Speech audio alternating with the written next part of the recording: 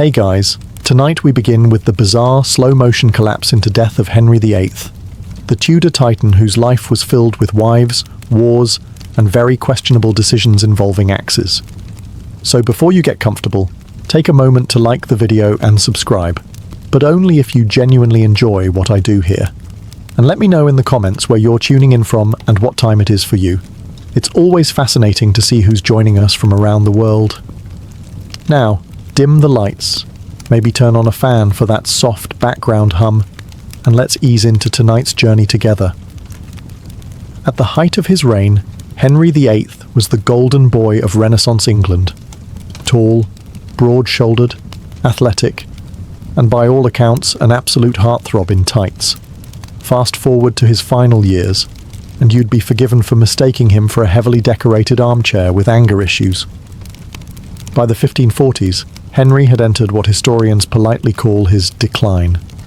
He had ballooned to over 300 pounds, mostly in the midsection, and was suffering from a delightful cocktail of health problems that included chronic leg ulcers, gout, and the general side effects of eating like meat was about to be banned. His transformation from prince to pudding was so dramatic, it deserves its own Greek tragedy, with gravy. This wasn't just your standard royal overindulgence. Henry was in pain. A lot of it. Every joint ached. His ulcerated legs throbbed constantly and smelled like something you wouldn't serve even at a 14th century tavern. He couldn't climb stairs, ride a horse, or even walk unaided. His once magnificent codpiece now served mainly as a barrier between him and reality. And yet, the image of the glorious king had to be maintained. Portraits continued to depict him as virile and broad-shouldered, with eyes that said, "I'm full of divine purpose," and not, "I've been sitting in this chair so long my armour has fused to it." His tailors struggled to keep up. One report claims that his last suit of armour required a waist measurement of 54 inches. And that's being generous. Behind the velvet and jewels, he was rotting, slowly, publicly, and with a considerable budget. Courtiers avoided standing too close. Servants prayed not to be assigned foot duty. His doctors tried everything from lancing to poultices, but most remedies had the same results: expensive linen soaked in royal ooze. By the end of his life, Henry VIII's most famous feature wasn't his beard or his codpiece or even his wedding track record. It was his legs, or more precisely, what had happened to them. What began as minor injuries from a jousting accident in his 30s developed into what can only be described as royal horror. His legs became plagued by chronic ulcers, deep, festering wounds that refused to heal and constantly leaked fluid. Imagine trying to run a kingdom while sitting on top of a pair of infected meat sacks. That was Henry's day-to-day. The sores weren't just painful, they were legendary. Visitors commented on the smell from across the room. Ambassadors dreaded court audiences, not because of politics, but because they didn't want to breathe near his ankles. It said the ulcers were so deep you could see bone. The word ooze features heavily in letters of the time. If Shakespeare had written body horror, this would have been Act 1. Naturally, the best medical minds of the 16th century were brought in, which is another way of saying they slapped herbs on it and hoped for divine intervention. Treatments included poultices made of honey, rose oil, and whatever else sounded vaguely church-approved. They also tried cauterization. Yes, burning the wounds closed, which Henry did not enjoy, understandably. And then there was the lancing. Oh, the lancing. A daily ritual of draining the wounds with blades and cloths. Imagine being a physician who has to show up every morning and say, "Good morning, Your Majesty. I'm here to stab your legs again." There's a reason so many court doctors died young, probably of trauma. The ulcers also made it nearly impossible for Henry to exercise, which, combined with his famously rich diet, created a feedback loop of decline. More weight meant more pressure on the wounds. More pressure meant more pain. More pain meant more mood swings. And more mood swings meant someone nearby was probably getting fired, exiled, or worse, remarried.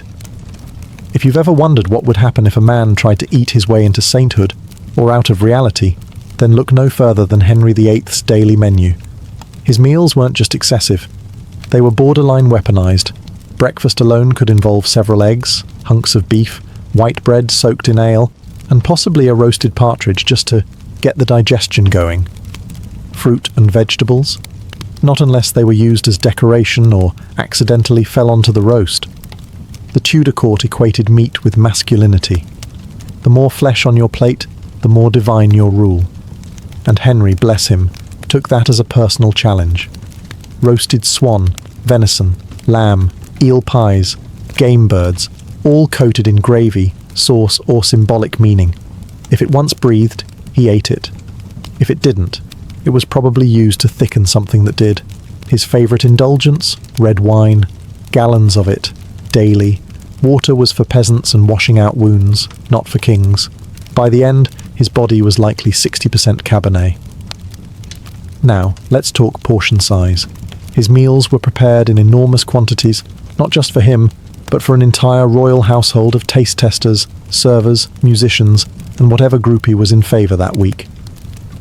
But even factoring in the entourage, Henry ate like every meal might be interrupted by death.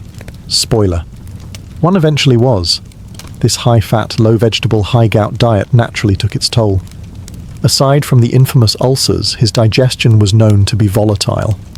Royal physicians regularly noted his bloating, discomfort, and, let's say, audible distress. You could probably time your pocket watch to one of his post-feast groans echoing through Whitehall. And still, Henry refused to change. By the final years of his reign, he could barely chew with his rotting teeth, but he still insisted on massive portions. At banquets, food had to be pre-cut so he wouldn't tire himself. Even lifting a turkey leg was becoming an aerobic activity. There comes a point in every overindulgent monarch's life when gravity wins. For Henry VIII, that moment arrived sometime in his mid-40s, though it didn't knock politely. It arrived with a full marching band of gout, obesity, and increasingly irritated ulcers. By then, Henry had grown so large and immobile that his body required logistical planning. Gone were the glory days of jousting tournaments and athletic struts around court. Now getting him out of bed involved multiple attendants, pulleys, and something akin to emotional bribery. He didn't walk so much as was moved. Royal engineers reportedly designed a mechanical chair, something between a reinforced wheelchair and a throne on training wheels, to transport him through his palaces. His armour was custom-fitted not for battle, but to support the sheer bulk of royal volume. You could have lost a courtier inside one of his sleeves. Mounting a horse? Forget it. They had to build a hoist system, yes, a literal crane for kings, just to lift him into the saddle. And even then, the horse likely re-evaluated its career choices. Exercise, once considered noble, had become mythical. His only form of movement was turning to yell at someone, and even that required effort. His doctors encouraged gentle motion, like walking a few steps per day. But Henry preferred political executions over physical exertion. It burned fewer calories, but did wonders for morale. This physical decline wasn't just inconvenient, it was dangerous. Inactivity worsened everything. His circulation, his mood, his already hostile digestive system. And when you're a monarch, your health becomes everyone's problem. Entire days were scheduled around how far he could be rolled. Even court ceremonies had to be shortened. State functions were planned to keep the king seated for as long as possible. If the throne room had hosted a treadmill, it would have been purely symbolic, or used to power a spit roast. Yet no one dared say it aloud, that the most powerful man in England was quite literally weighed down by his own choices. Of all the indignities that accompany royal decay, few are as memorable, or as difficult to politely ignore, as smell. And Henry VIII, in his final years, had an aroma that reportedly arrived before he did. Now, body odour wasn't exactly rare in Tudor England. This was a time when bathing was more theory than practice. Perfume was considered healthcare, and the most effective deodorant was standing downwind. But even by 16th century standards, Henry's scent was remarkable. The culprit? His infamous leg ulcers. These weren't just minor wounds. They were cavernous, festering, constantly draining infections wrapped in silk stockings and denial. The royal physicians did what they could: honey dressings, herbal compresses, repeated lancing. But there's only so much you can do when the king's lower limbs are threatening to declare independence. The result was a lingering, acrid stench that haunted palace corridors. Courtiers were known to subtly back away mid-conversation. Ambassadors reportedly endured meetings while holding perfumed cloths to their faces, the Renaissance equivalent of tactical air support. And then there was the matter of his general hygiene. With movement nearly impossible and pain constant, regular bathing fell off the schedule. Instead, Henry relied on powders, oils, and layers upon layers of rich fabrics designed to absorb shame. He essentially mummified himself in velvet and linen, hoping no one would notice what was rotting underneath. Spoiler, they noticed. Even his own clothing was sacrificed. It's said his garments had to be burned after use, not washed, a fitting metaphor for how much of his dignity was now considered disposable. Despite all this, no one dared speak of it in his presence. If you so much as wrinkled your nose in the wrong direction, you might find yourself reassigned to the Tower of London, or worse, tasked with changing his bandages. And yes, that was an actual job. Historians don't know their names, but we all owe them a moment of silence. It's hard enough being a monarch. It's harder still when you're in constant pain, oozing from multiple orifices, and slowly sinking into your own furniture. By the end of his reign, Henry VIII wasn't just physically immobile, he was emotionally volatile. One minute, he was weeping over his dead wife Jane Seymour's memory. The next, he was accusing someone of treason for blinking too loudly. His court lived in a constant state of psychological whiplash. Servants learned to interpret the tilt of his eyebrows the way sailors read clouds before a storm. He's frowning. That's either constipation or war. Of course, Henry hadn't always been like this. Earlier in life, he'd been charismatic, intelligent, even playful. But as the ulcers deepened, so did the mood swings. The Henry of old had been replaced by something more unpredictable, a king whose primary foreign policy tool was rage. Medical historians suspect that alongside his physical ailments, he may have suffered from untreated depression, chronic pain-induced irritability, and possibly head trauma from a 1536 jousting accident. But in 16th century England, the go-to treatment for a bad mood was prayer, leeches, or blaming the French. Unfortunately, being king meant no one could tell him to take a break. Instead, advisors smiled nervously and agreed with whatever he said. Some even praised his divinely inspired fury, which is a nice way of saying, "We'd like to keep our necks, please." The results were messy. Dozens of courtiers were exiled, imprisoned, or executed simply for falling out of favour during one of Henry's mood hurricanes. Even his longtime friend and chancellor, Thomas More, wasn't spared, proving that Henry's inner circle was shaped more like a revolving door. By January of the year 1547, everyone in the royal court could see the end coming, except notably Henry VIII. He was, in every way, falling apart. But you couldn't legally say so. Under Tudor law, predicting the king's death was treason, which made royal physicians the most anxious, overqualified actors in history. Henry was confined to bed. Not just bedridden, but bed-dwelling. He hadn't walked in weeks, hadn't ridden in years, and spent his final days ruling England from beneath a mountain of embroidered cushions and questionable decisions. His legs were swollen. His breathing was laboured. His appetite was reduced, well, by Tudor standards. He was still eating like someone who didn't realise his will was about to be the most important document in the country. Despite his obvious state, no one dared utter the word dying.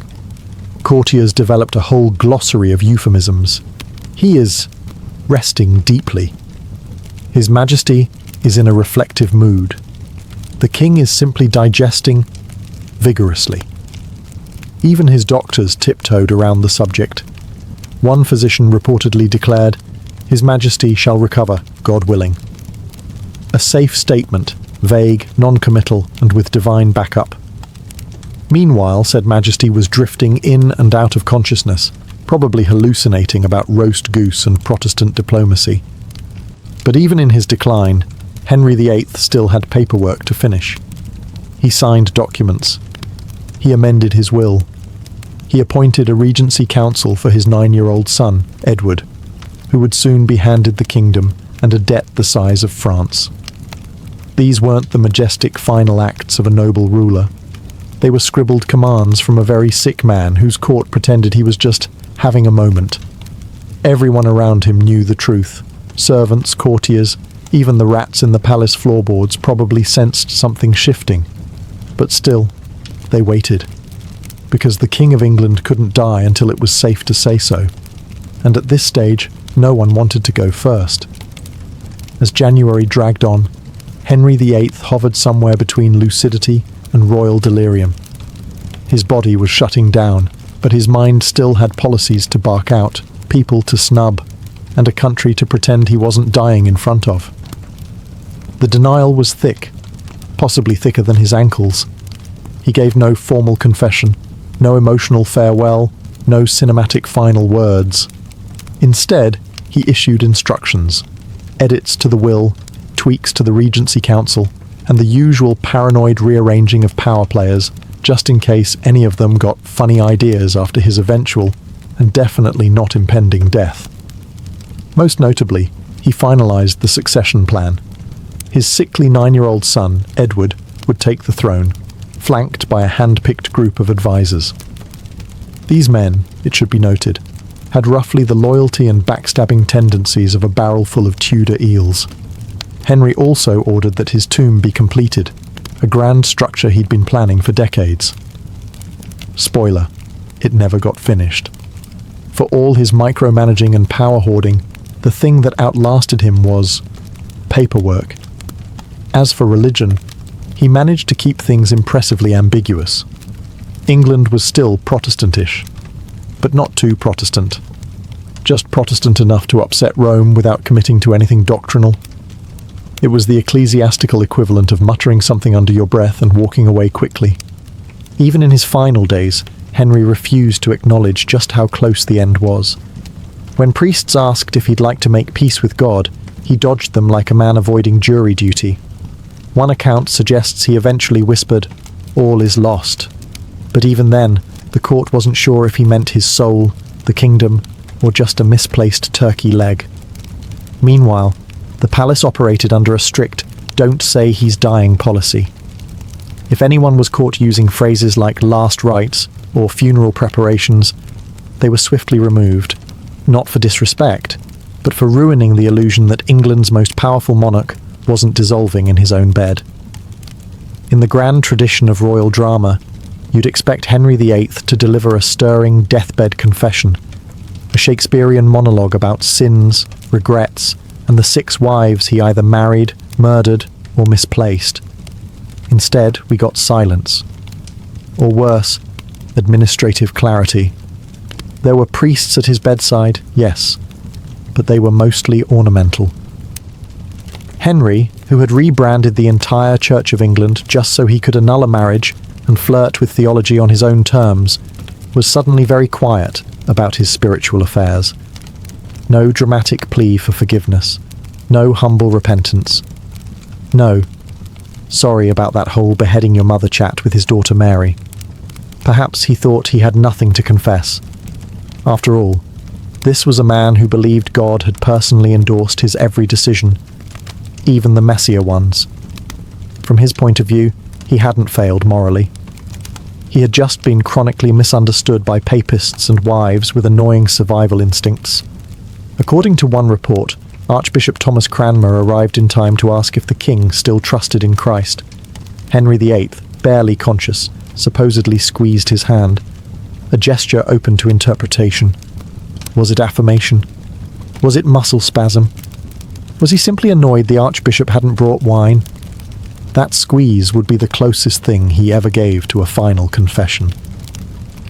For a man obsessed with control, it's telling that his final hours were filled not with reflection, but with paperwork, delegation, and vague gestures at spiritual matters. While other kings died repenting, Henry died reallocating. And while he had once described himself as the supreme head on earth of the Church of England, he now faced death with no more ceremony than a nod and a hand twitch. Divine authority apparently did not include an exit interview, but maybe that was the most Henry way to go. No apologies, no weeping monks, just the slow, steady decline of a man who always preferred the sound of his own laws to the echo of his conscience. And so passed Henry VIII, with no dramatic final words, no poetic closure, and absolutely no indication that he thought anything had gone wrong.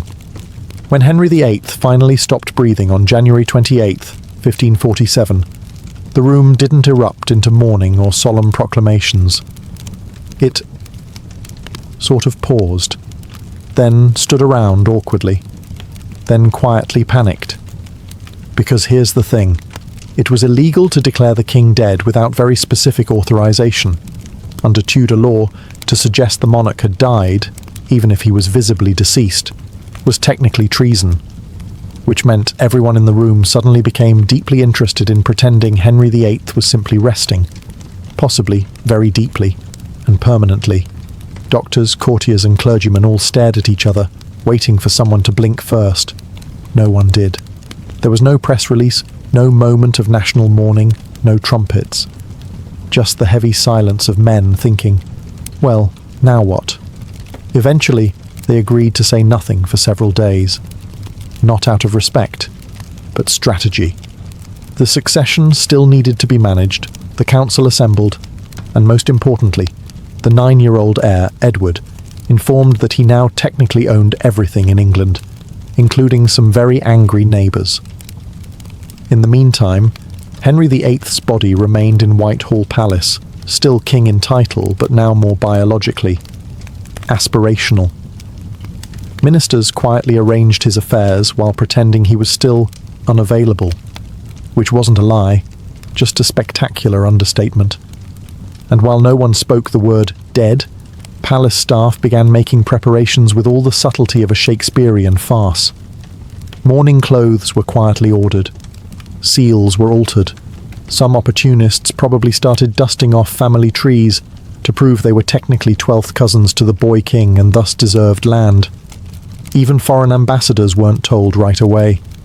Diplomats from France and the Holy Roman Empire were still negotiating with courtiers who smiled through clenched teeth, hoping no one noticed the faint scent of royal decomposition wafting through the velvet drapes.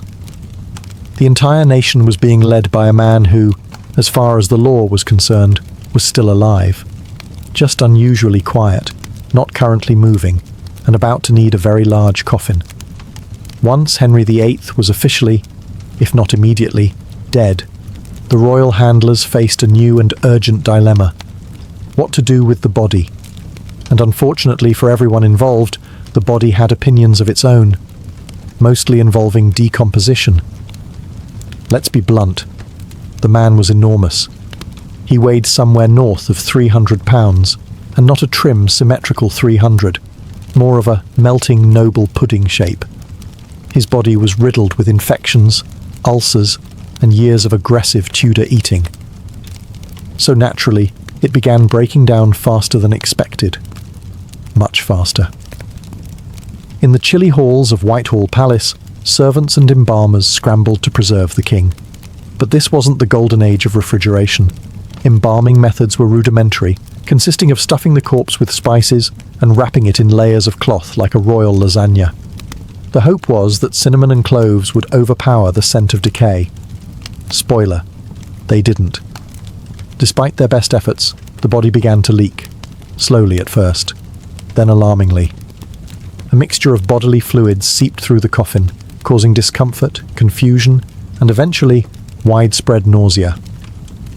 It got so bad that during the funeral procession to Windsor, the coffin reportedly emitted a dark stain and smell so potent that it startled the horses, and, in one now infamous account, attracted stray dogs. Yes, dogs. Licking the drippings from the former head of the Church of England, which is probably not how he imagined his legacy being honoured. To make matters worse, the coffin had been sealed hastily. Royal urgency overrode craftsmanship. It swelled from internal gases and, allegedly, cracked. Tudor version of Tupperware, it was not. Everyone involved tried to keep a straight face. Mourning nobles walked beside the oozing coffin with the dignity of people pretending they couldn't smell anything, and no one, absolutely no one, brought it up in conversation afterward. It's not every day a monarch's corpse makes headlines centuries later for the way it malfunctioned.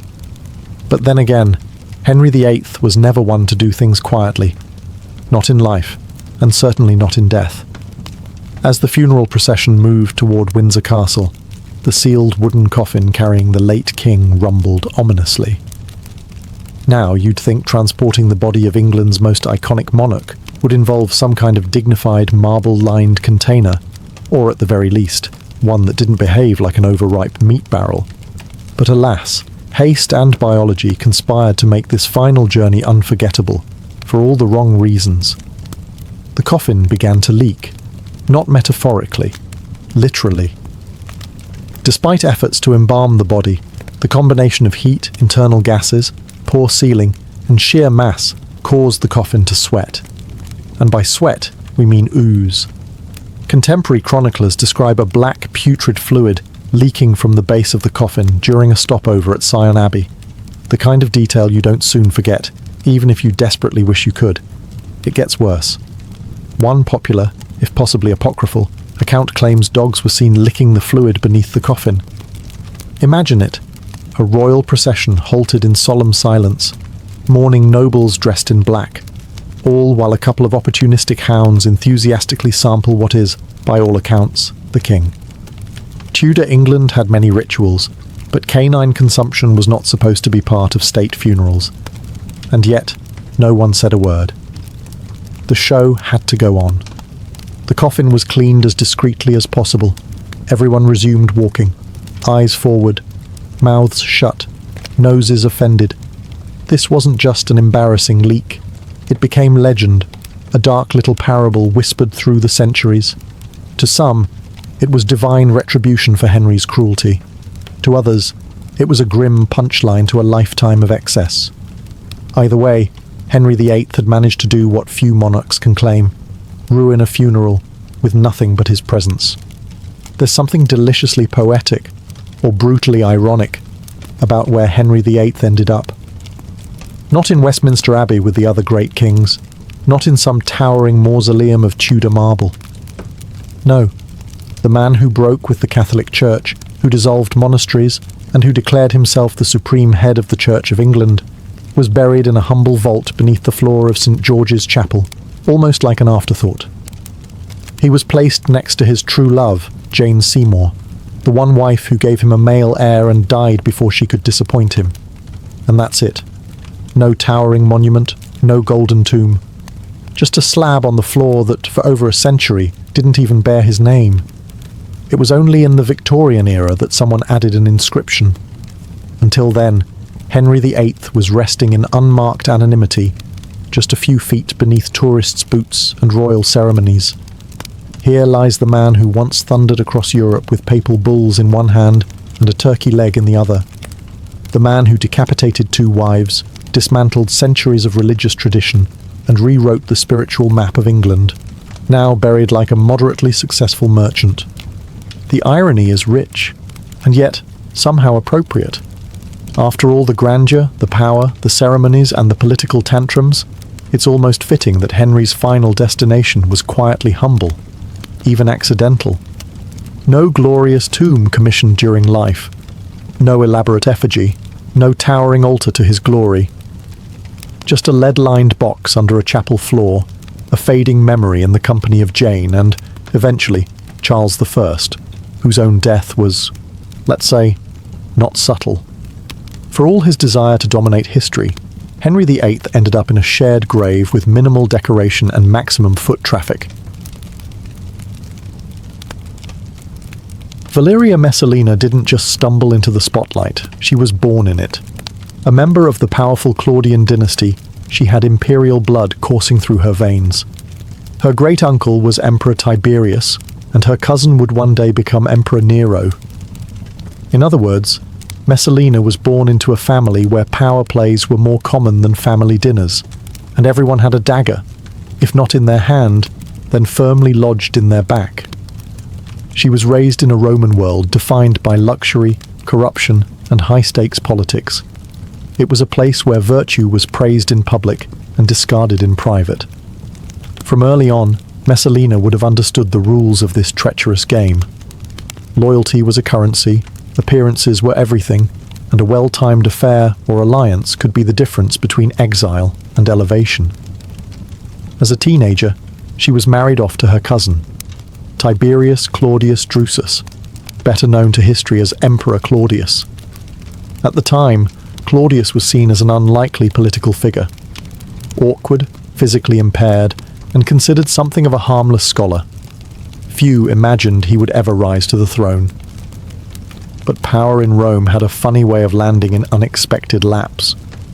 When Claudius suddenly became emperor in the chaos following Caligula's assassination, Messalina, barely in her 20s, became Empress of Rome, and she didn't waste time adjusting to the role.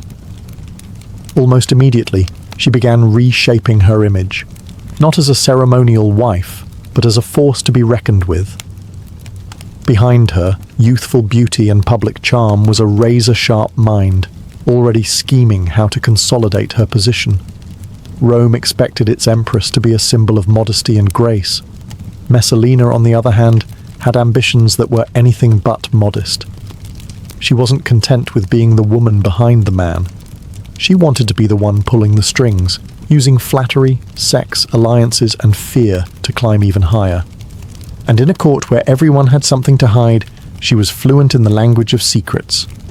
In the empire's golden halls, where gossip travelled faster than messengers, Valeria Messalina was about to become a legend and a cautionary tale. Rome had seen ambitious women before, but none quite like her. Once crowned empress, Valeria Messalina swiftly became one of the most influential women in Rome, not because of her title alone, but because of how she used it. She didn't just sit quietly beside Claudius in the imperial court. She was the one whispering in his ear, nudging decisions, arranging marriages, forging alliances, and eliminating enemies, all while pretending to be the loyal wife. But her influence wasn't just political. Messalina was infamous for something else entirely, her alleged sexual appetite. Ancient sources, mostly written by men with axes to grind, paint her as Rome's most depraved femme fatale.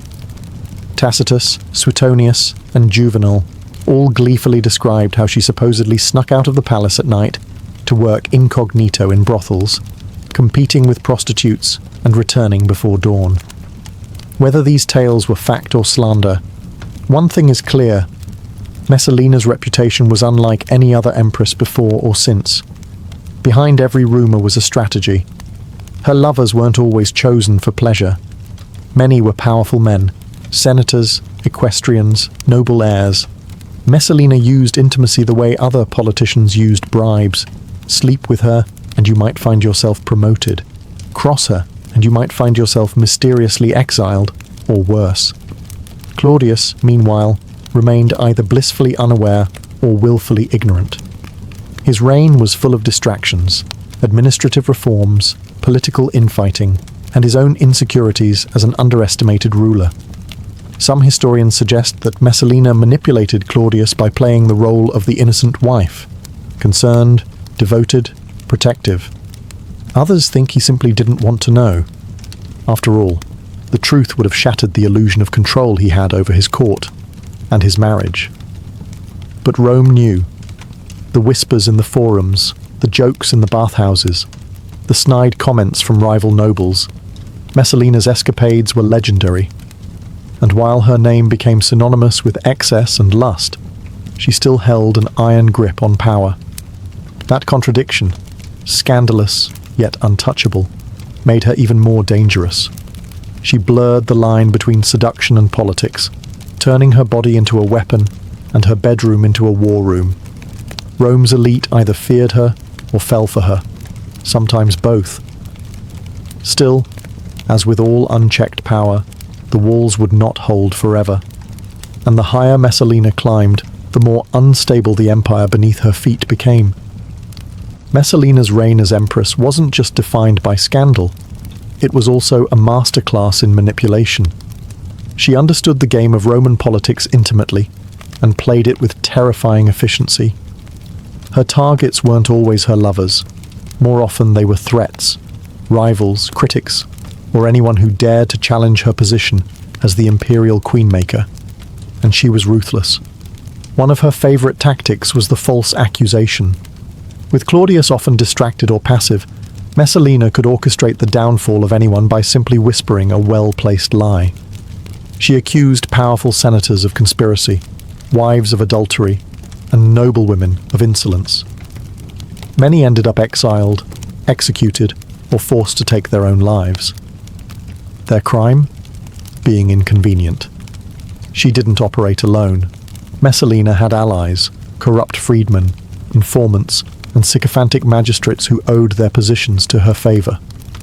These cronies helped carry out her purges, blackmailed the vulnerable, and ensured that her enemies were destroyed before they could react. Claudius, ever the detached ruler, often signed their death warrants without realizing he was removing loyal men who might have warned him of the storm building at his doorstep. Her most notorious manipulation, though, was deeply personal. When Claudius married Messalina, he was in his 50s and she was in her early 20s. That age gap created a power dynamic ripe for exploitation. She weaponized her youth, charm, and beauty to maintain a facade of domestic loyalty. Claudius, known for being affectionate with her in public, believed he had a devoted wife. But in private, Messalina used that trust like a dagger behind his back. She also secured her position by bearing Claudius a son, Britannicus. That made her not just empress, but mother to the imperial heir. It was a powerful shield, one that discouraged even the boldest of Claudius's advisors from speaking ill of her. Who would dare insult the mother of Rome's future?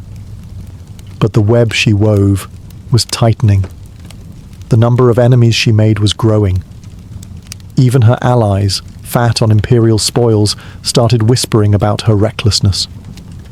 A court built on blackmail and fear can only last so long before it turns on itself.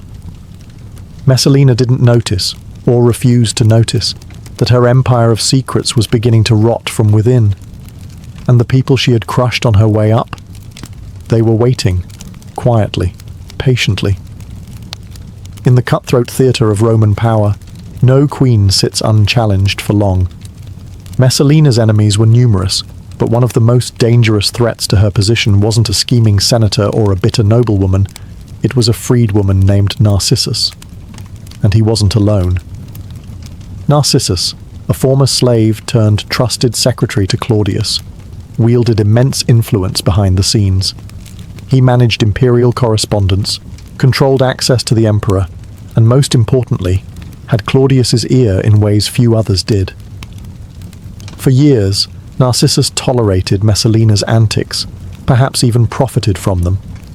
But eventually, even he began to see the danger she posed, not just to the emperor's reputation, but to the very stability of the empire. Tensions reached new heights when Messalina's ambition began to grow teeth. No longer content with manipulating from behind the curtain, she started plotting something far more audacious, replacing Claudius entirely. Some sources claim that Messalina began an affair with the handsome senator Gaius Silius, not just another lover, but a calculated partner in a quiet coup. Silius was wealthy, influential, and dangerously popular. And Messalina didn't just want him in her bed, she wanted him on the throne. According to the ancient historian Tacitus, Messalina even went so far as to marry Silius in a public ceremony, while Claudius was still emperor. A move that was either madness or genius, depending on how successful she believed her scheme would be. It was the boldest political play of her life. But it was also the one that would break her. When Narcissus learned of the marriage, he was stunned. He knew Claudius to be slow to act, but even he couldn't ignore a betrayal of this scale. Narcissus had two options: report it and risk being ignored, or take matters into his own hands. He chose the latter. With speed and secrecy, Narcissus set a trap. He gathered evidence, alerted the Praetorian Guard, and prepared a case so damning that even Claudius couldn't look the other way. the imperial court was about to implode. The empress who had ruled with whispers, lust, and lies had finally made a misstep too grand to conceal. And now, the knives she once turned on others were being sharpened against her. The rival had returned, and this time he was coming for her crown. For years, Claudius had been underestimated, not just by Rome, but by his own wife. Seen as weak, bookish, and easily manipulated, he was the perfect husband for a scheming empress like Messalina. But betrayal on this scale, an alleged marriage to another man, was too massive to ignore, even for Claudius. When Narcissus finally approached the emperor with the damning news, Claudius's initial reaction was disbelief. His beloved wife, the mother of his son, had married another man in broad daylight. Narcissus didn't just tell him, he showed him documents, witnesses, the ceremony itself. The emperor was stunned, and finally, furious. This was no longer palace gossip. This was treason. Claudius, long thought too slow-witted to rule, acted with uncharacteristic decisiveness. With Narcissus as his guide, he handed emergency powers to the freedman and instructed him to clean house. The Praetorian Guard, Rome's elite soldiers, was mobilized not to defend Messalina, but to destroy her. While Claudius returned to the palace, silent and pale, Narcissus moved quickly. Gaius Silius, caught mid-celebration, was dragged into the street and executed without trial. His allies, those who had lent support to the coup, or had simply known too much, were rounded up and eliminated in a brutal sweep of political housecleaning. As for Messalina, she didn't run. She didn't hide. In a strange, almost tragic twist, she believed, right until the end, that Claudius would forgive her, that her beauty, her charm, her role as mother of his heir would save her once again. She even fled to the gardens of Lucullus, begging for a chance to speak with him, to explain. But Claudius wasn't listening anymore. The man she had treated like a puppet had finally cut his strings. At first, Claudius hesitated to order her death. Despite everything, he still seemed torn. But Narcissus, fearing that Claudius might waver, acted first. He sent a centurion with a dagger and a message. Die with dignity, or be dragged through the forum in disgrace. Messalina, uncharacteristically paralyzed by fear, tried to stall. She took the dagger, but couldn't bring herself to use it. In the end, the centurion had to do it for her. The empress who had controlled Rome with seduction and silence died in a garden, alone, panicked, and powerless. And just like that, the most infamous woman in imperial history was gone. With Messalina dead, the imperial court fell into a cold, uneasy silence. It wasn't just the end of a scandal. It was the erasure of an era. Claudius, publicly stoic, ordered that her name be stricken from official records. Statues were pulled down. Inscriptions were defaced. Documents mentioning her deeds were quietly destroyed or rewritten. Rome was instructed to forget its empress. But how do you forget a woman like Messalina? The city whispered even more now that she was gone. Stories about her final moments circulated like wildfire. Some claimed she cried for Claudius to save her until her last breath. Others said she cursed him, defiant to the end. Either way, her memory refused to vanish as easily as her portraits did. The political cleanup continued. Silius and his supporters were just the beginning. Claudius, now suspicious of everyone, began purging his court with a paranoid edge.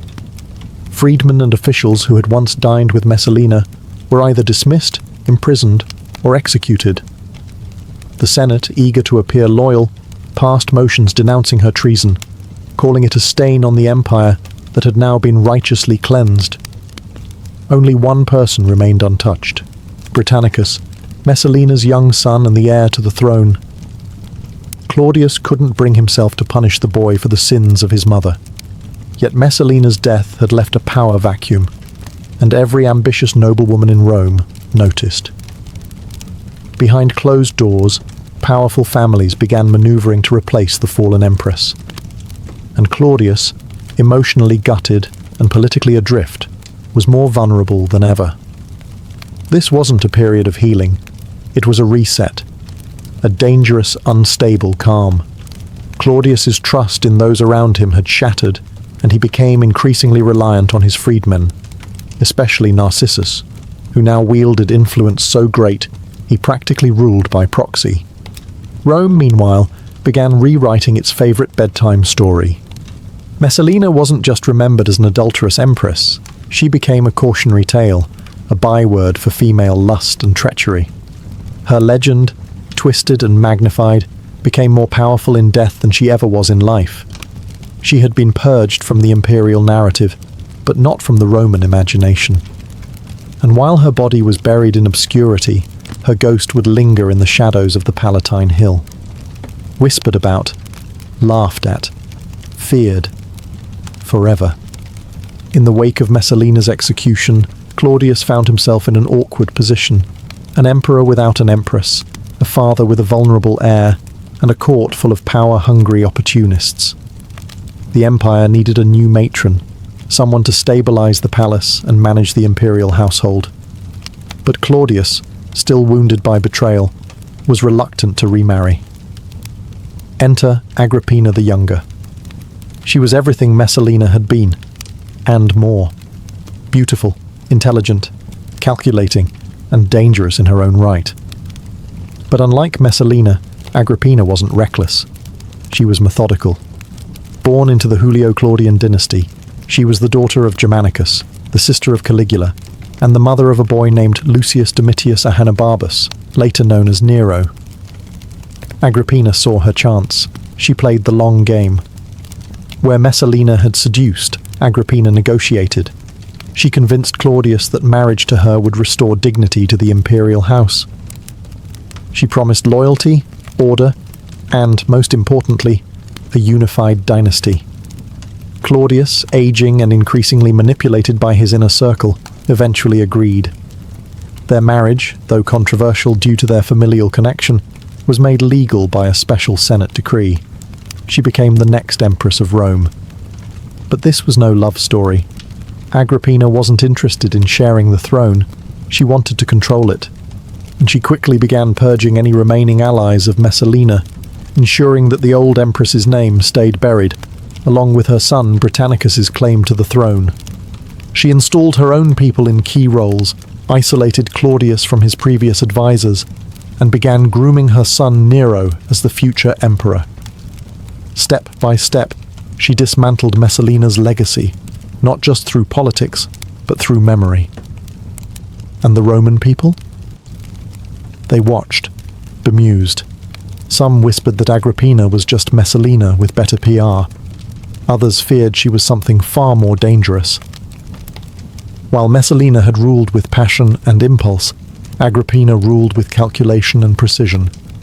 Where Messalina had overplayed her hand, Agrippina never showed hers until it was too late. The empire had traded one empress for another, but whether Rome had learned its lesson was doubtful. Claudius had survived one scheming wife. He wouldn't survive the next. And so, the ghost of Messalina didn't fade. It simply changed form, reborn in the ambitions of a new woman rising from her ashes. After Messalina's death, her son Britannicus became a tragic relic of a discarded dynasty. Though still the biological son of Claudius and the rightful heir to the throne, his future now hung by a thread. He was barely a boy when his mother was executed, and suddenly, the palace that once celebrated his birth became a gilded cage. Initially, Claudius kept Britannicus close, even assigning him trusted tutors and guards. The emperor still hoped to secure a legacy through his bloodline. But that hope was quietly and efficiently dismantled by Agrippina the Younger, who had no intention of letting Messalina's child sit on the imperial throne. Agrippina's own son, Nero, was older than Britannicus and far more controllable, especially by her. So, she began her campaign to remove Britannicus from the line of succession. She portrayed him as immature, easily manipulated, and unfit to rule. At the same time, she worked tirelessly to elevate Nero. She had him adopted by Claudius, granted the name Nero Claudius Caesar Drusus Germanicus, and given titles that signalled his path to power. By the time Britannicus reached adolescence, he was no longer Rome's golden boy. He was a prisoner in his own home, watched constantly, his supporters either exiled or silenced. Even his former tutors were replaced with Agrippina's men, ensuring that the young prince grew up under a web of political suspicion and isolation. Claudius, aging and increasingly manipulated, seemed to drift further from his son. He lavished Nero with honours and gradually distanced himself from the memory of Messalina, as if trying to scrub away the shame of his former marriage by erasing their child. Britannicus became a symbol of what could have been, a legitimate heir, sidelined by power politics, and he knew it. Ancient sources say he grew bitter, fearful, and watchful. He may have remembered his mother's fall, and perhaps even feared the same fate. When Claudius mysteriously died, likely poisoned, possibly by Agrippina, Nero was declared emperor without opposition. Britannicus, now a teenager, was reduced to a threat. A year later, during a banquet, the boy suddenly collapsed and died. The official cause? Epilepsy. The real cause? Poison, administered on Nero's orders, according to most ancient sources. Messalina's legacy died with her son, and the imperial line she tried so desperately to secure was extinguished, not by battle, but by dinner plate. Valeria Messalina may have died in disgrace, but her story refused to stay buried. In fact, the more the empire tried to forget her, the more immortal she became. Over the centuries, she transformed from a flesh and blood empress into a myth, Rome's ultimate symbol of feminine vice, lust, and betrayal. But was that reputation earned or constructed? The surviving accounts of Messalina's life come almost entirely from hostile sources: Tacitus, Suetonius, and Juvenal. Men who had little sympathy for women in power, especially ones who dared to act independently. To them, she wasn't a political player. She was a cautionary tale. A dangerous woman who weaponized her sexuality and corrupted the purity of the empire. They wrote of her alleged midnight visits to brothels, her public marriage to another man, and her endless affairs. But all of these tales bear the tone of moral panic more than credible evidence. Some modern historians have begun to question whether Messalina's infamy was inflated to serve a narrative. After all, powerful women in Rome, especially those who fell from favour, were almost always rewritten as monsters. Think of Cleopatra, think of Agrippina. In a society ruled by patriarchs, an ambitious woman was either a paragon of virtue or a seductress in disguise. Messalina, conveniently, became the latter. Yet even if we strip away the exaggerations, one truth remains. She held enormous influence in the Roman court. She maneuvered through a deadly political landscape, eliminated rivals, secured her son's claim to the throne, and wielded soft power in a world dominated by men with swords and senates. Whether by manipulation, charm, or fear, she was effective. Her downfall didn't just mark the end of her own story. It altered the shape of Roman succession, paved the way for Agrippina, and ultimately helped Nero rise to power. The echoes of her ambition resonated far beyond her lifetime. In literature, art, and popular culture, Messalina became an archetype: the lascivious empress, the femme fatale, the scandal made flesh. But behind the legend may have been a woman caught in a system that punished power in the wrong hands, especially when those hands were manicured and female. Messalina didn't just scandalize an empire, she forced it to confront its fears about women, control, and the cost of influence. And that, more than any affair, was her most dangerous legacy. In the pantheon of America's founding fathers, Alexander Hamilton stands out as a brilliant mind, architect of the nation's financial system, co-author of the Federalist Papers, and a man whose ambition knew no ceiling. But behind the powdered wigs and polished speeches was a man who let his personal life spiral into a mess so spectacular it became the country's first political sex scandal. It all began in 1791. Hamilton was at the peak of his political power, serving as the first Secretary of the Treasury under President George Washington. But while he was balancing national debt by day, his nights took a darker turn. One evening, a young woman named Maria Reynolds appeared at his Philadelphia home, claiming her husband had abandoned her and begging for financial help. Hamilton agreed to assist, and soon after began a year-long affair with her. The affair wasn't just personal, it became political. Maria's husband, James Reynolds, discovered the relationship and saw an opportunity. Instead of confronting Hamilton with rage, he chose extortion. For over a year, Hamilton paid Reynolds hush money to keep the affair under wraps. But secrets in politics are like cracks in a dam. Eventually, they burst. By 1797, political enemies, chief among them Jeffersonian Republicans, caught wind of the scandal. Rumours began to swirl that Hamilton was not just guilty of adultery, but of financial corruption. The implication? That he had misused government funds to pay off the Reynolds couple. It was a career-destroying allegation.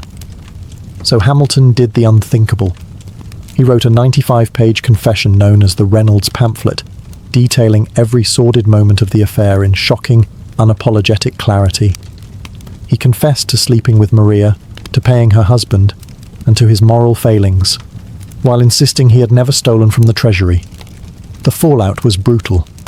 Federalists were horrified, his reputation plummeted, and his enemies had a field day.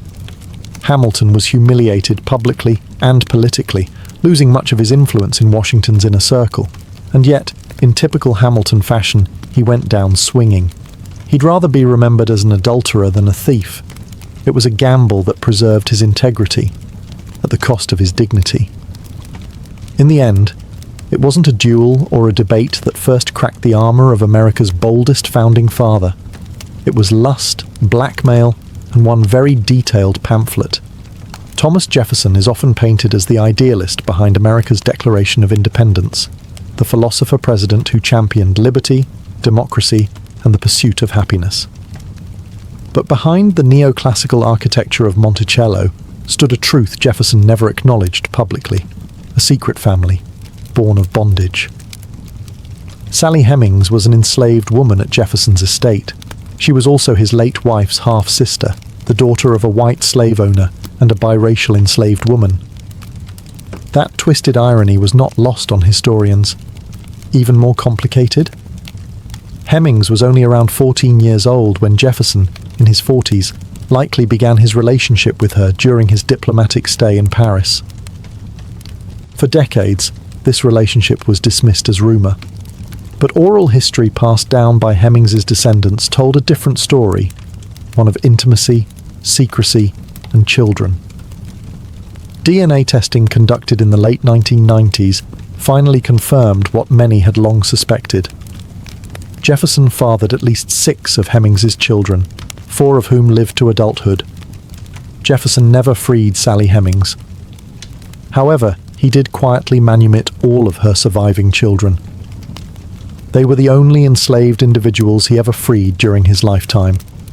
Some of them ran away, under suspiciously coordinated and overlooked circumstances. Others were officially emancipated in his will. Each of them passed into freedom, looking eerily like their father.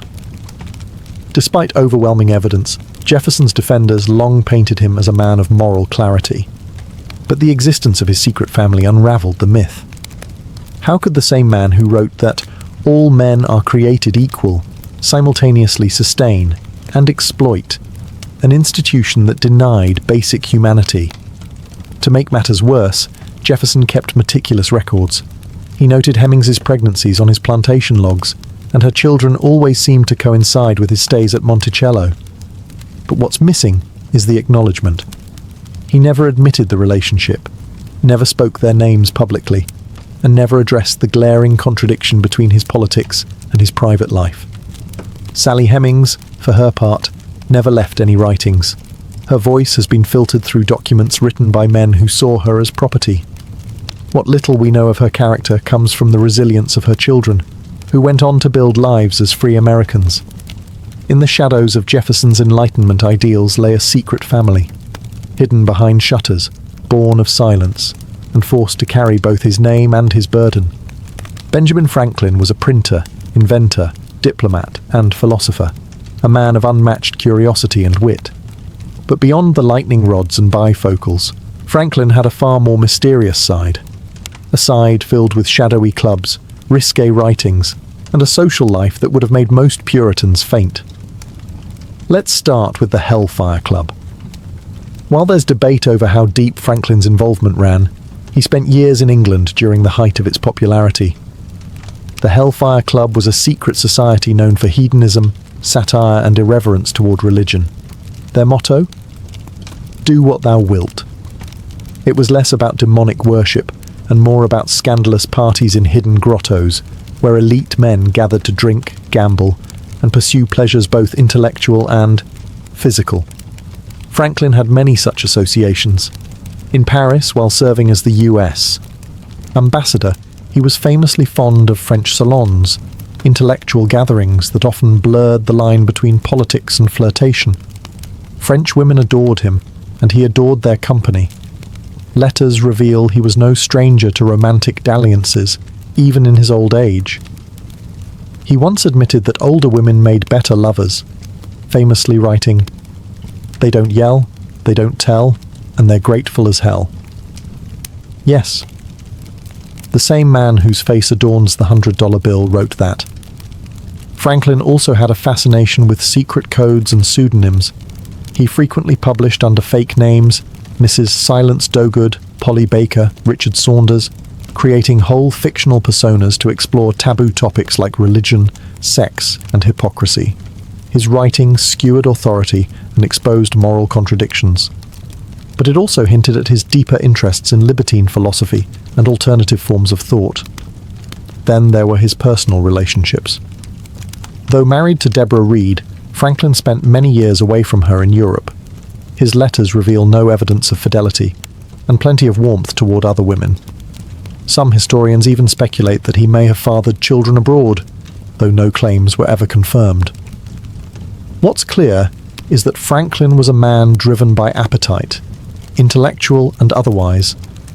He wasn't bound by the rigid morality of his Puritan ancestors. In fact, he seemed to take pleasure in bending the rules, particularly in matters of sex, power, and thought. So while schoolbooks may show us a wise, kite-flying inventor, the real Franklin was far more electric, charged with secrecy, mischief, and late-night enlightenment. George Washington is often remembered as a marble statue of a man, stoic, fearless, and impossibly dignified. But beneath the powdered wig and military posture was a deeply private individual with his own share of contradictions, insecurities, and suppressed emotions. Let's start with something most people don't know. Washington was never particularly eager to lead. Before becoming Commander-in-Chief of the Continental Army, he expressed doubts about his own qualifications. He worried, genuinely, that he didn't have the experience or skill to lead a war against the British Empire. And even once he accepted, he refused a salary, asking instead for expense reimbursement, possibly to avoid the appearance of ambition. He also struggled with image. Washington obsessed over how others perceived him. He destroyed much of his personal correspondence, particularly letters that might tarnish his legacy. This included potentially romantic letters to Sally Fairfax, the wife of one of his friends. Long before Martha, Sally seems to have been the object of Washington's early affections. His letters suggest a deep emotional connection, filled with poetic longing and restrained passion. Speaking of Martha, while their marriage was stable and affectionate, it wasn't romantic in the traditional sense. The two rarely wrote intimate letters, and those that survived show a formal, almost business-like tone. Martha destroyed nearly all of their personal correspondence after his death, suggesting there were emotions, or secrets, she didn't want history to know. Then there was the matter of Washington's temper. While he was known for his cool demeanor, his private aides recorded moments of intense rage, especially when things went poorly in battle. He once hurled his hat to the ground and cursed so furiously that soldiers fell silent in shock. These weren't public outbursts, but they reveal the emotional pressure he lived under while presenting a calm, controlled exterior. Washington also owned hundreds of enslaved people, a fact often glossed over in patriotic portrayals. Though he made a show of moral discomfort with slavery and eventually freed some in his will, he still benefited from forced labor throughout his life. Privately, he maneuvered around Pennsylvania's gradual abolition laws by rotating enslaved workers out of state to prevent their legal emancipation. The father of the nation had private doubts, personal regrets, and moral compromises. His greatness was real, but so were his secrets. And in that complexity lies the humanity history so often airbrushes away. Of all the founding fathers, John Adams may have had the sharpest tongue and the tenderest heart. He was brilliant, argumentative, and sometimes insufferable. But behind his stern New England exterior was a man whose most revealing secrets were written, not spoken. And no one received more of those secrets than his wife, Abigail. Their correspondence is one of the most intimate windows into early American political life, and into a marriage that was unusually modern for its time. While other founders engaged in affairs, disappeared for years, or buried their personal lives under silence, John and Abigail wrote to each other constantly. Over 1,100 letters survive. In them, Adams poured out his frustrations, fears, political calculations, and deep affection. When John was away in Philadelphia or Europe, Abigail became his advisor, not just his emotional support. He regularly asked her opinion on economic matters, foreign diplomacy, and the behavior of fellow revolutionaries. She, in turn, reminded him to remember the ladies, a plea for women's legal rights that was far ahead of its time. But Adams also had a paranoid streak. He was deeply insecure about his place in history. He resented how much attention Washington and Franklin received and feared he'd be forgotten or overshadowed. After the presidency, he watched with bitterness as Jefferson became the darling of the Republic, while he faded into the background, his letters from retirement brim with envy, irritation, and longing for recognition. He also had a famously difficult personality. Adams didn't suffer fools, and in his eyes, most men in government were fools. He feuded with Hamilton, mistrusted Jefferson, and was alienated from nearly every major political faction at some point. His single term as president was marked by controversy, including the Alien and Sedition Acts, which clamped down on press freedom and civil dissent. Yet for all his flaws, Adams never lost his moral compass. He was the only founding father who refused to own slaves on principle, even when it made him politically unpopular and economically disadvantaged. That quiet, uncompromising integrity never made headlines, but it defined him. John Adams wasn't polished, he wasn't worshipped, but he was brutally honest, in print, in policy, and in passion. And in those midnight letters to Abigail, he left behind a legacy far more human than heroic. James Madison, the father of the Constitution, is often remembered as the quiet genius of the American Revolution. But behind his modest stature and soft voice was a man battling not only political chaos, but his own failing body and deep insecurities. Standing barely over 5 feet tall and weighing less than 100 pounds, Madison was physically frail for most of his life. He suffered from chronic illnesses, possibly epilepsy, which he kept hidden as best he could. Friends and political allies often noted his ghostly pallor and the sudden spells in which he would disappear from public life to recover. He lived with the fear that he could drop dead from overwork or stress. In fact, Madison was so certain of an early death that he never bothered to write a memoir. He didn't expect to live long enough to matter, but matter he did. Madison was the brain behind the Constitution and one of the primary authors of the Federalist Papers. Yet he rarely took credit. He preferred to work behind the scenes, letting louder personalities, like Hamilton and Jefferson, take the spotlight. He was the quiet manipulator in the back room, crafting entire systems of government while others shouted on the floor. His marriage to Dolly Madison also reveals much about his private life. Dolly was everything James was not: flamboyant, sociable, magnetic. Their marriage was a power alliance. She made Madison palatable to the public, hosting legendary political salons in Washington, D.C., where enemies became friends, often over her famous ice cream and cakes. While Madison strategized in private, Dolly managed the optics, turning their household into the capital's social center. Yet, Madison had his shadows. He was a complex slaveholder, personally uneasy with the institution, but unwilling to free his own enslaved laborers.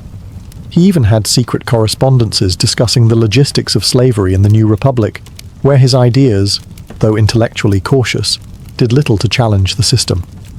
Later in life, Madison struggled with depression and isolation. His political influence waned, and he watched as his vision of limited government was twisted by the very forces he had helped unleash. He may not have had Franklin's charm or Washington's grandeur, but Madison's genius shaped the architecture of the American Republic. And yet, for all his brilliance, he lived and died haunted by doubts, illness, and the fear that history might overlook him. He built the stage. Others took the bow. Thomas Paine was the fiery pen behind America's Revolution. His pamphlet Common Sense lit the spark that pushed colonists toward independence. Yet, unlike the other founding fathers, Paine ended up a political exile, forgotten and despised by the very nation he helped to create. Paine wasn't born into wealth or privilege. He was a working-class Englishman who only arrived in America at age 37, carrying little more than a letter of recommendation from Benjamin Franklin. But in 1776, his writing changed everything. Common Sense sold over 100,000 copies, an astronomical number at the time. It was written in bold, plain language that ordinary people understood. It didn't just call for independence, it demanded it, ridiculing monarchy and championing the idea that government should serve the people. But Paine's revolutionary fervor didn't stop at America's shores. After the US gained independence, he sailed to France and supported the French Revolution, at first. There he wrote The Rights of Man, defending revolution against tyranny. It made him an enemy of the British crown and a hero among French radicals. Yet when the revolution turned bloody, Paine was horrified. He opposed the execution of King Louis XVI, which made him a traitor in the eyes of France's new regime. He was imprisoned in Paris, narrowly escaping the guillotine thanks to a quirk of fate, the chalk mark that mistakenly spared his life. Meanwhile, back in America, Paine's reputation was unraveling. His next major work, The Age of Reason, attacked organized religion and questioned the authority of the Bible. Though he claimed to believe in God, his book was branded as atheist blasphemy. Former friends turned on him. Washington ignored his letters. The Federalists condemned him as dangerous. By the time he returned to the US in 1802, Paine was a pariah.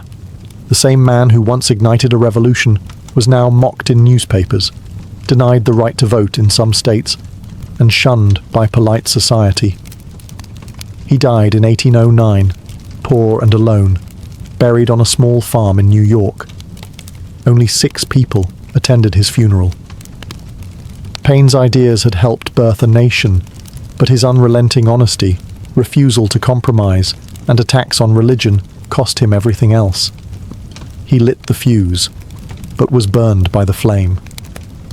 While most of the Founding Fathers are remembered for stern portraits and dusty speeches, Gouverneur Morris lived more like a rakish character from a scandalous 18th century novel.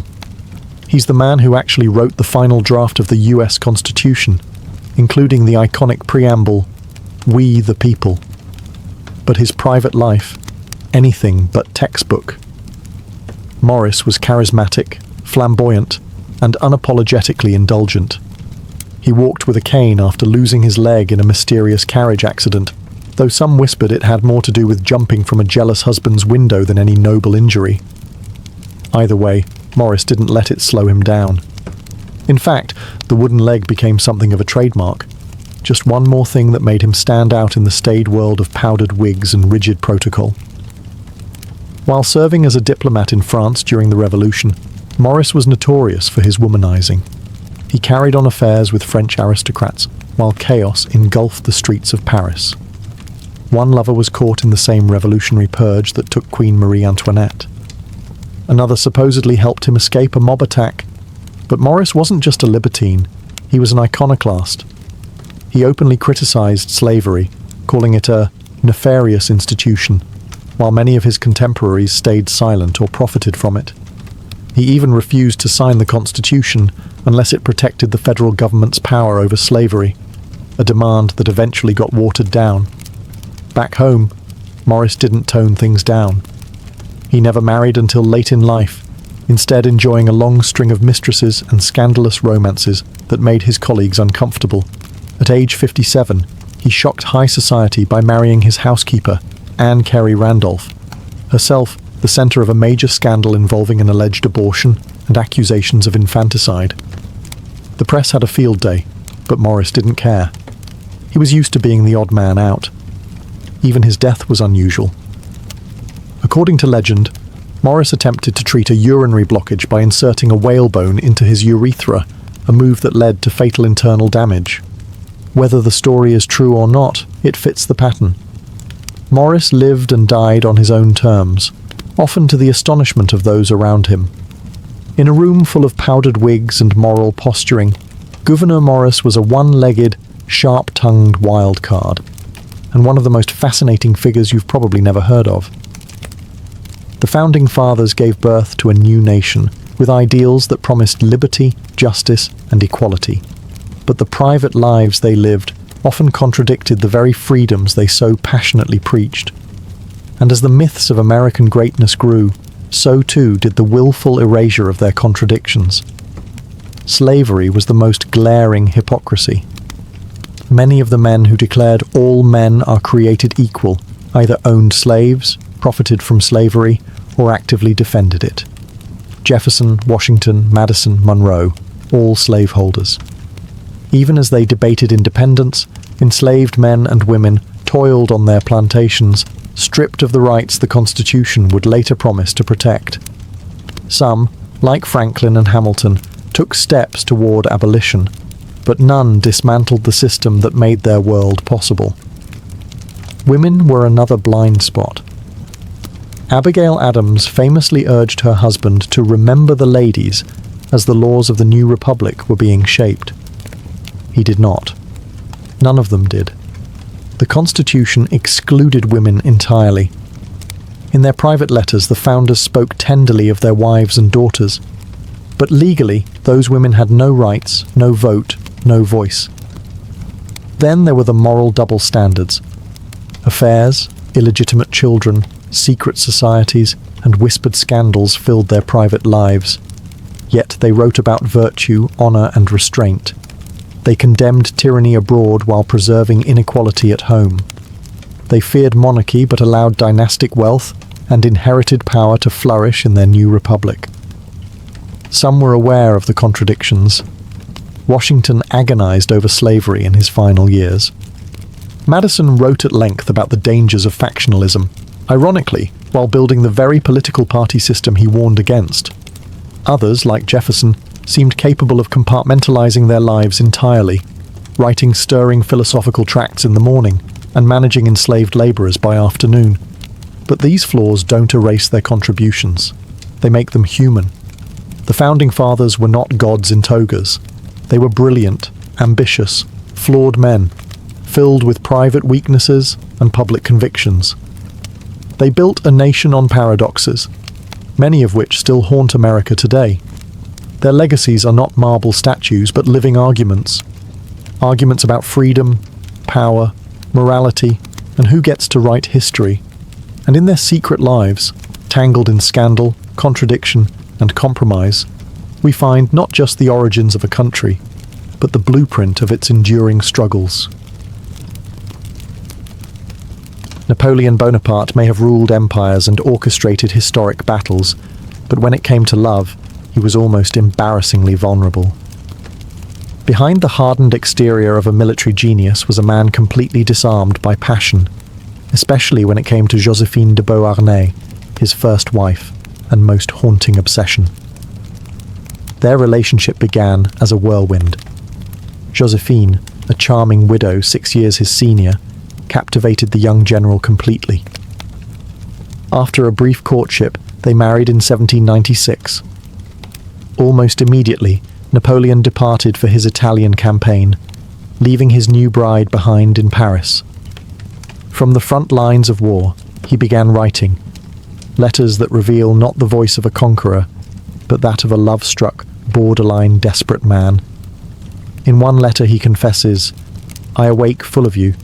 Your image and the memory of last night's intoxicating pleasures have left no rest to my senses." In another, he pleads, "Don't wash, I'm coming home." The letters swing between eroticism, possessiveness, and profound insecurity. Napoleon would win a battle and then immediately sit down to scold Joséphine for not writing back quickly enough. He demanded daily letters, interpreting silence as betrayal. His emotions were so volatile that his tone often changed mid-sentence, from romantic longing to bitter accusation. Joséphine, meanwhile, was far less enthusiastic. While Napoleon poured out his soul, she enjoyed Parisian salons and eventually took lovers of her own. News of this crushed Napoleon, and his letters began to reflect his heartbreak. Still, even after discovering her infidelity, he couldn't let go. His letters grew darker, more obsessive. He wrote of being tormented, sleepless, consumed. Joséphine, for her part, often replied with vague pleasantries or silence. It was a one-sided romance, inked in heartbreak. Years later, after divorcing her in 1810 to marry Marie-Louise of Austria for political reasons, Napoleon still carried a torch for Joséphine. Even in exile, he reportedly kept a portrait of her near his bed, and on his deathbed at St. Helena, his last words are said to have included her name. France, the army, head of the army, Joséphine. For all his power, Napoleon couldn't command love. His letters remain not just historic documents, but confessions of a man undone not by enemy fire, but by a woman who never quite loved him back the way he hoped.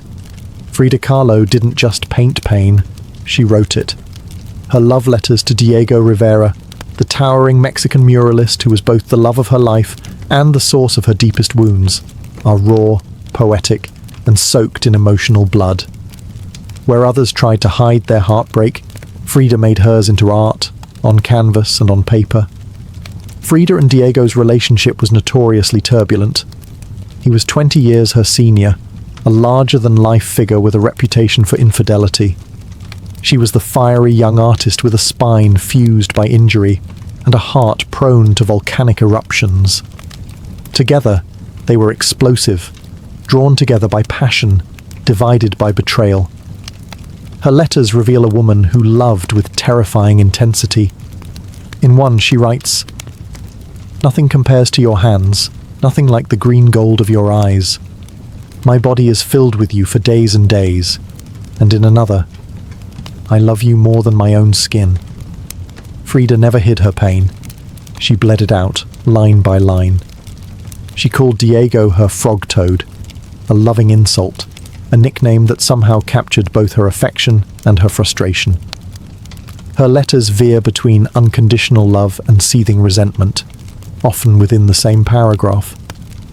Even after Diego's affairs, some with Frida's own friends and even her sister, she wrote to him not with detachment, but longing. Her words ask for nothing but presence. "I ask you for violence in the nonsense, and you give me grace, your light, and your warmth." They divorced in 1939. They remarried a year later. Nothing between them was ever stable, but the bond remained unbreakable. Even when they were apart, Frida wrote as if Diego were oxygen. Necessary, maddening, and always just out of reach. Her physical suffering also poured into her letters. After her horrific bus accident, which left her with lifelong pain, Frida described her body as a battlefield, one that Diego could not save, but somehow made bearable. Her vulnerability was total, but it was never weak. In the end, Frida Kahlo's letters are not just about Diego. They're about the war between love and identity, devotion and survival. Through her pain, she found language. Through her longing, she found fire. And in her fire, she burned herself into history. Ludwig van Beethoven, the brooding genius of classical music, left behind some of the most passionate letters ever written, though the identity of the woman who inspired them remains one of history's greatest love mysteries. Known simply as the immortal beloved, she exists only in a series of letters never sent, found among Beethoven's belongings after his death in 1827. These letters weren't addressed to a name, no date, no return address, just deep, aching declarations of love that baffle and mesmerize scholars to this day. One begins, "My angel, my all, my very self." Another cries, "Though still in bed, my thoughts go out to you, my immortal beloved. Be calm, love me, today, yesterday. What tearful longing for you, you, my life, my all, farewell. Oh, continue to love me, never misjudge the most faithful heart of your beloved." Beethoven wasn't known for emotional openness. His letters to others were often curt, formal, even hostile. But in these pages, something shatters. He's vulnerable, intimate, and at times, completely unraveled. What's even more haunting is the desperation laced through every word. He wasn't writing from a place of comfort, but of separation. The letters suggest they were apart, perhaps forbidden to be together, caught in circumstances neither could control. He writes of obstacles, of secrecy, of how they cannot be openly united. Scholars have debated the identity of this woman for centuries. The leading candidates include Antoni Brentano, a married aristocrat, Josephine Brunswick, a widowed countess, and Giulietta Guicciardi, a former pupil. Each had deep connections with Beethoven at different times in his life, but none have been confirmed beyond doubt. The puzzle remains incomplete. What is certain is that Beethoven loved deeply, perhaps once, perhaps many times, but this immortal beloved held a singular place in his heart. She was his muse, his torment, his unreachable salvation. And then, silence. The letters were never mailed. Perhaps he never dared. Perhaps he never could. Perhaps she was already gone. For a man who composed symphonies that echoed through the ages, it was his unsent letters, full of human longing and wordless grief, that exposed the quietest notes of his soul. His immortal beloved remains unknown, but through his ink, we hear her name in every tragic chord. Oscar Wilde, the celebrated wit of the Victorian era, known for his sharp quips and decadent prose, also penned one of the most devastating love letters in literary history. It wasn't sweet, it wasn't flirty. It was a 50,000-word epistolary howl from a man whose love had destroyed him. Its name?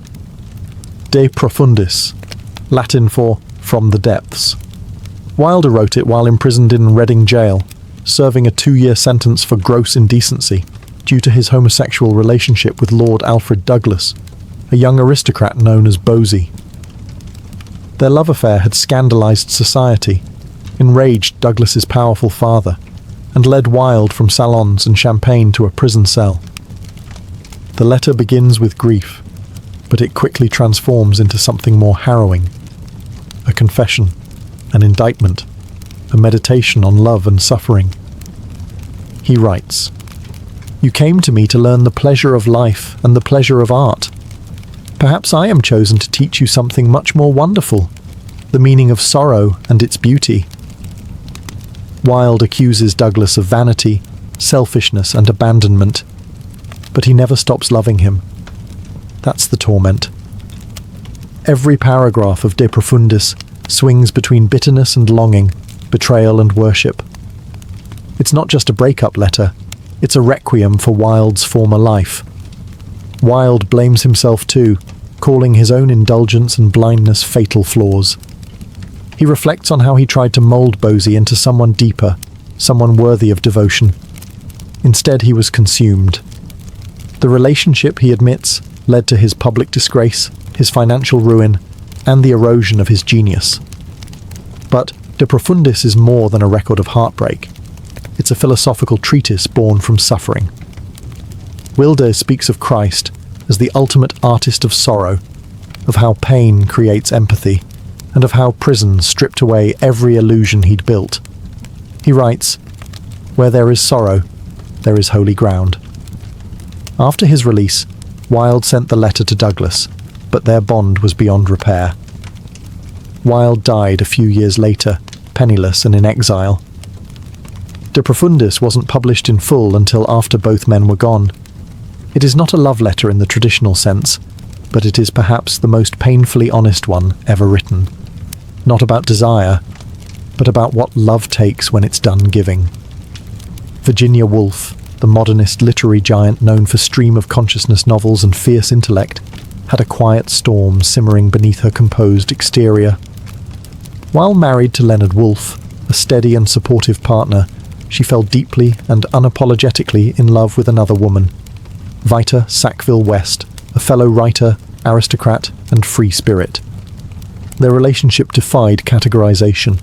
It was emotional, intellectual, romantic, and, at times, physical. It began in the 1920s and bloomed through a series of letters that remain some of the most lyrically beautiful expressions of same-sex love in literary history. In one of the earliest letters, Woolf writes, "I am reduced to a thing that wants Virginia. It is incredible how essential to me you have become." The roles often reversed. Woolf, usually so guarded, became the one who pined, longed, crumbled. Her letters are full of restrained desire, humour, and subtle desperation.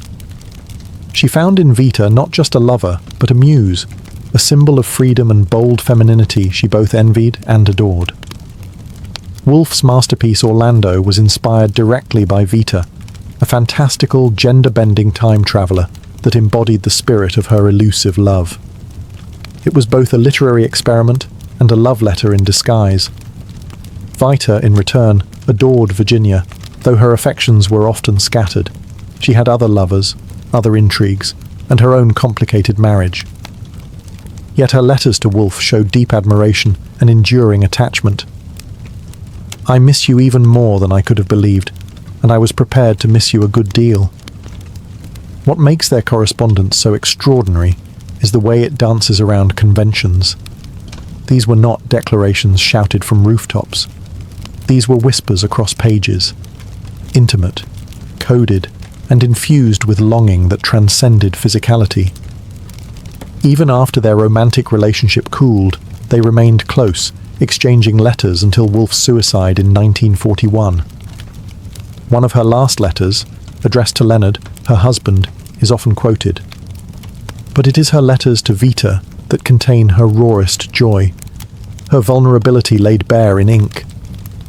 In a world that tried to define love rigidly, Woolf and Vita wrote their own rules. Their letters weren't just about love. They were love, complicated, beautiful, impossible to label, and like the tides of Woolf's own prose, always in motion. John Keats, the romantic poet who gave us lines like, "A thing of beauty is a joy forever," lived a life tragically short but emotionally overwhelming. He died at just 25, but in his final years, he poured out his soul in letters to the woman he adored, Fanny Brawne. Their romance was filled with intensity, poetry, and dread. Keats, already sick with tuberculosis, knew he was living on borrowed time. He fell for Fanny hard and fast, and though they were secretly engaged, he knew he would likely never live to marry her. That looming mortality saturates every word he wrote to her. One of his letters reads, "I have been astonished that men could die martyrs for religion. I have shuddered at it. I shudder no more. I could be martyred for my religion. Love is my religion, and I could die for that. I could die for you." Keats didn't just love Fanny. He worshipped her. His letters are filled with torment, beauty, jealousy, and devotion. He longed for her presence so deeply it hurt him physically.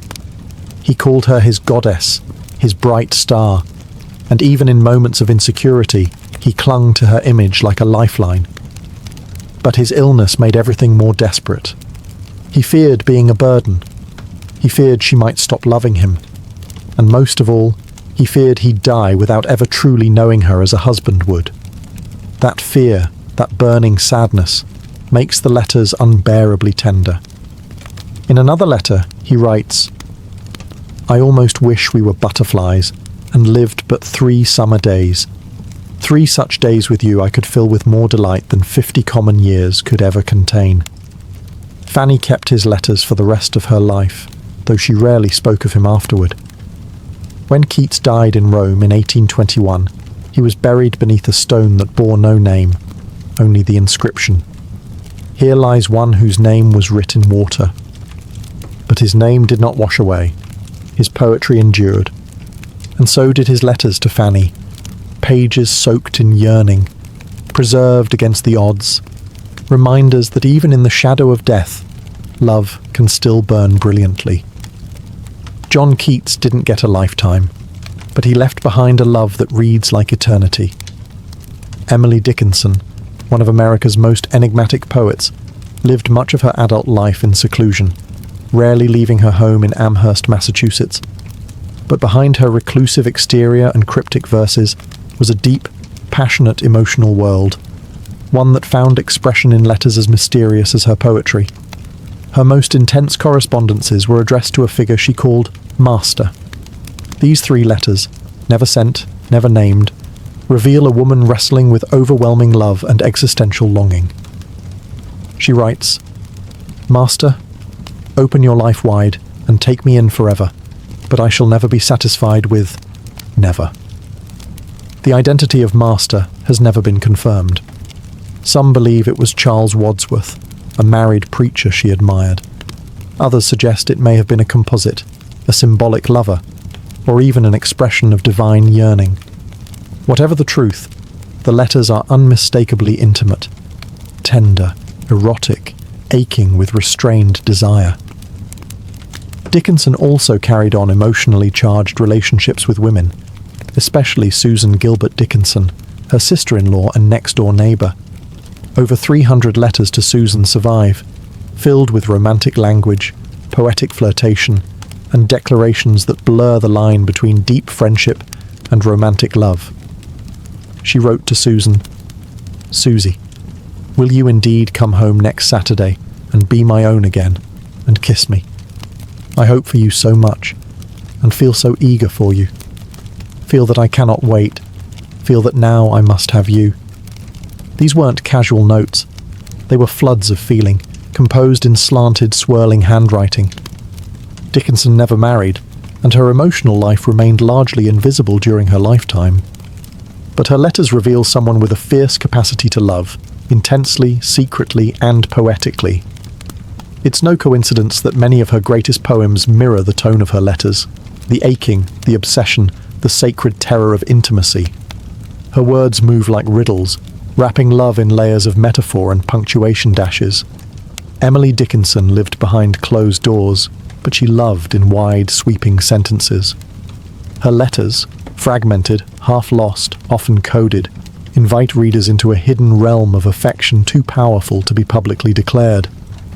In a world that feared women's emotions, Dickinson buried hers in verse and in ink, trusting perhaps that someday someone would find them and understand. Winston Churchill is often remembered for his unshakable wartime leadership, rousing speeches, and eternal scowl.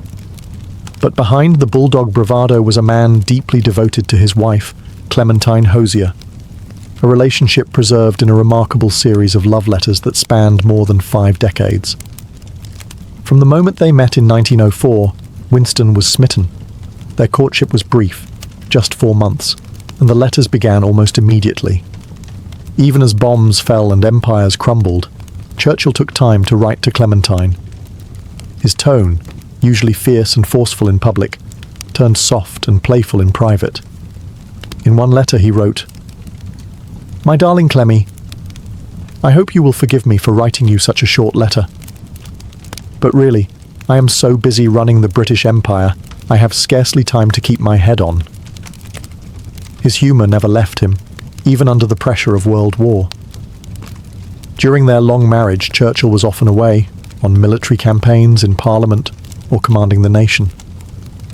But his letters were constant, and his affection never seemed to wane. He called her his cat, and signed letters as Pug, a nod to their nicknames for one another. They wrote not just as husband and wife, but as lifelong friends, confidants, and emotional anchors. But they weren't always in harmony. One of Clementine's most famous letters, written in 1940 during the height of the war, gently warned Winston that he was becoming short-tempered with his staff. She wrote not to scold him, but to help him remain the leader Britain needed. His response? Grateful and open. He listened. Their letters balance flirtation and strategy, tenderness and tension. Churchill once told Clementine that meeting her had conquered and captured him more completely than any battlefield.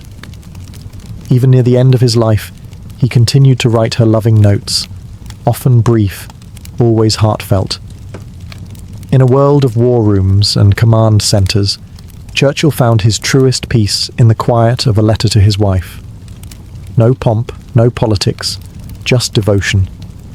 His legacy may be forged in speeches and victories, but the love letters to Clementine remind us that even history's hardest men often live their softest truths in private.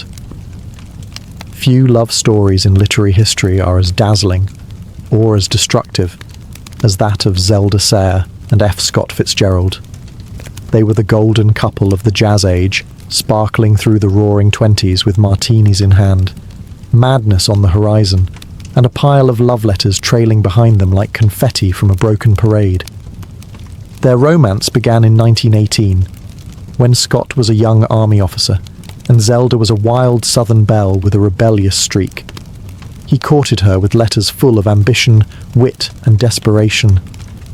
"I love you the first moment I saw you, and I'll love you until my last breath." She kept him dangling at first, unsure if his literary dreams would amount to anything. But when his first novel, This Side of Paradise, became a hit in 1920, she agreed to marry him. They were rich, young, famous, and completely unprepared. Their letters reflect a manic love. In one, Zelda wrote, "Scott, my darling, I've just washed my hair and I can't do a thing with it, but I love you madly." Her notes are playful, poetic, flirtatious, and often laced with her own growing instability. Scott's replies were both adoring and possessive. He admired her beauty and spirit, but feared her independence. When Zelda tried to write, dance, or express herself artistically, he often dismissed her, insisting there could only be one writer in the family. That tension bled into their letters, affection tangled with control. As the years passed, their glittering lifestyles spiraled into alcoholism, financial ruin, and mutual resentment. Zelda suffered a series of mental breakdowns and spent long stretches in sanitariums. Yet even then, their letters retained a strange, aching tenderness. From an asylum, Zelda once wrote, "I've tried so many ways of writing to you. I've tried to tell you how much I believe in you. But words aren't right. They just aren't." Scott died in 1940, thinking himself a failure. Zelda perished in a fire at her hospital 8 years later. But their letters, those wild, burning fragments, survive. They show two people who loved like firecrackers, explosive, beautiful, and ultimately doomed. A love too big for the world they lived in, preserved forever in ink and ash.